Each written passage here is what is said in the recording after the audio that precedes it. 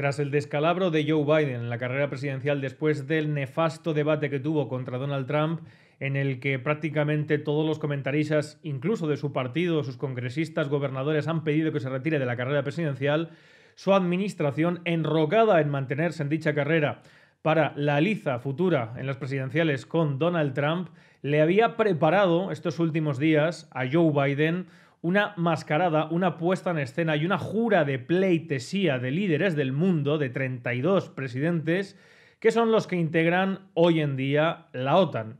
Y así sucedió. Hace un par de días, efectivamente, dichos líderes, entre los cuales está el presidente de nuestro gobierno, Pedro Sánchez, acudieron a hincar la rodilla y jurar pleitesía ante las cámaras y los focos en un acto que se presentaba dentro del 75 aniversario de la OTAN. Se preparó una recepción, una reunión con todos los líderes de los países OTAN para celebrar el 75 aniversario de la Alianza Atlántica. Y ya ven en qué términos. Efectivamente, en lo que ha supuesto para Joe Biden el eje fundamental de su acción política en clave internacional, la guerra de Ucrania.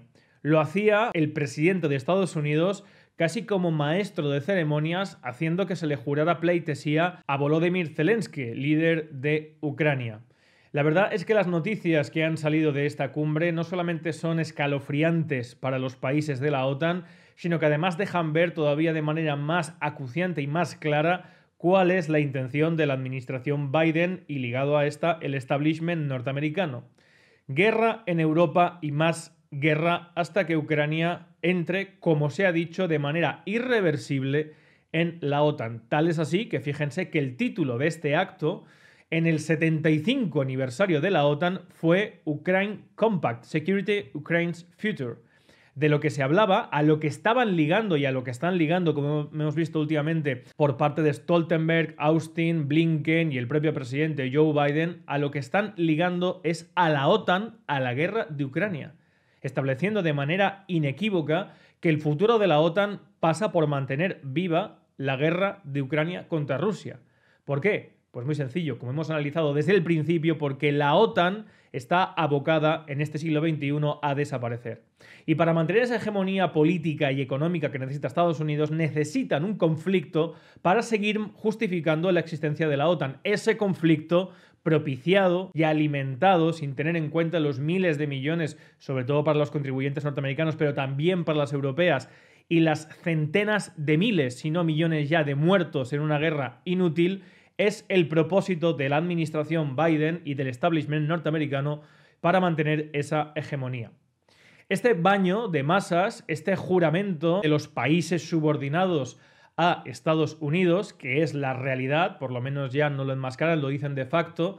Hace poco decía incluso el presidente Joe Biden que él pasa un test cognitivo todos los días gobernando el mundo. ¿Gobernando qué mundo? Pues el de los países, desde luego, que dependen de Estados Unidos porque han decidido suprimir, abandonar su independencia, su soberanía, de acuerdo con los intereses del gigante hasta ahora geopolíticamente hablando, que es Estados Unidos. Y allí acudieron a jurar pleitesía a Joe Biden para resucitarle políticamente, para apuntarle a él como líder del mundo libre, para señalarle como la luz, el faro en este siglo XXI contra la oscuridad, contra los países comunistas, dictatoriales, asesinos, etcétera, etcétera. Sin embargo, otra vez no salió bien. Como decía un profesor mío, donde no hay mata no hay patata. Y Joe Biden volvió a meter la gamba como puede que no hayamos visto hasta ahora.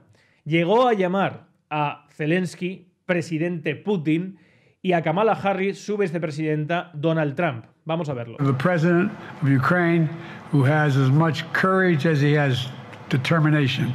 Ladies and gentlemen, President Putin. President Putin. He's going to beat President Putin. President Zelensky. I'm so focused on beating Putin, we got to worry about it. Anyway, bueno, ¿qué más da? Putin que Zelensky, quien sea, que tenemos que vencer a Putin, que todos tenéis que estar detrás de mí contra Rusia, que Europa tiene que estar rota en una guerra artificial y da igual que llame a este Putin, que le llame como le llame. Pero es que después, como recogen diversos periódicos, el presidente Biden confundió no solamente a Zelensky con Putin, sino que después confundió a Kamala Harris con Trump, ya que dijo que durante la rueda de prensa que el vicepresidente Trump podría llegar a ser un buen presidente si no lo hubiera elegido para el cargo, refiriéndose a Kamala Harris, ya que, bueno, todavía no están despejadas ni muchísimo menos las dudas sobre que Joe Biden, y más aún después de lo visto, tenga que retirarse de la carrera presidencial en favor de su vicepresidente, y que él cree que sería una buena presidenta, Kamala Harris. A pesar de ello, y como explicaba en el último directo con el embajador Zorrilla, a pesar de que ya no solamente Biden no tiene que ser la persona indicada para liderar absolutamente nada, sino que además es simplemente él el ejemplo, es la figura anacrónica de un sistema, de un modelo y de una política vetusta, anacrónica, que no sea ya agotada. Eso es lo que simboliza Joe Biden y la estructura actual de la alianza militar que tiene España entre los otros países que configuran la OTAN y los objetivos que están marcando. Desde luego, las élites europeas, entre ellas nuestro presidente Sánchez, no quieren otra cosa. Y no quieren otra cosa porque, desde luego, aquí solamente tienen que preocuparse de que se le dé a la impresora del dinero en la Reserva Federal de Estados Unidos y a la impresora en el Banco Central Europeo, y ellos no tener ningún plan, ninguna alternativa a futuro ni para España, ni para Europa, ni nada. Tal es así que, en contra ya de la opinión unánime, incluso de los propios demócratas, Sánchez afirma haber visto bien a Biden y, de hecho, le animaba a seguir en la carrera presidencial y le prefería frente a Trump. Vamos a escucharlo. No escondo mi preferencia. O sea, yo he estado como presidente del gobierno con el presidente Trump y con el presidente Biden, y con todos los respetos hacia lo que vaya a elegir el pueblo estadounidense el próximo mes de noviembre. Desde luego, como presidente progresista, prefiero a Biden como presidente de Estados Unidos, ¿no? A partir de ahí, yo he visto a Biden bien, ha estado presente en todos los debates, de todos los plenarios, a diferencia de otros que se han ido ausentando. Él ha estado constantemente presente en los debates y, en fin, su compromiso con la OTAN, con esta alianza, yo creo que es total, es rotundo. Es decir, que Pedro Sánchez prefiere a Joe Biden. Pedro Sánchez y su PSOE, aquellos de no a la guerra, prefieren la línea y el ara más beligerante, más dura y más rupturista y fragmentadora de la paz en Europa que hemos vivido en las últimas décadas. ¿Por qué? Pues porque mientras simplemente tengan que seguir las órdenes y la batuta de Washington, como es o ha sido en 24 horas cambiar su posición respecto al Sáhara, pues obviamente no tienen que preocuparse de tener ningún plan, ninguna alternativa que pasaría forzosamente por una reestructuración del Estado español. Esta gente simplemente, da igual que sea Sánchez, Feijóo, Abascal, con quien sea, lo único que desean es que siga la fiesta de la impresora de billetes y no tener que preocuparse por ninguna alternativa y construcción de una independencia y libertad europeas. Y si tienen que morir cientos de miles de ucranianos, pues que así sea, mientras, como habéis escuchado vosotros mismos, siga ese compromiso con la OTAN. ¿Compromiso de qué? Pues de mantenerla, aunque sea en cuidados intensivos, desde luego completamente desamoldada a la realidad política y geopolítica actual, pero eso sí, manteniendo una relación de dependencia y de sumisión deseada fundamentalmente por aquellos que han convertido a nuestros países en esclavos. Entre ellos, uno más de la cadena, Pedro Sánchez.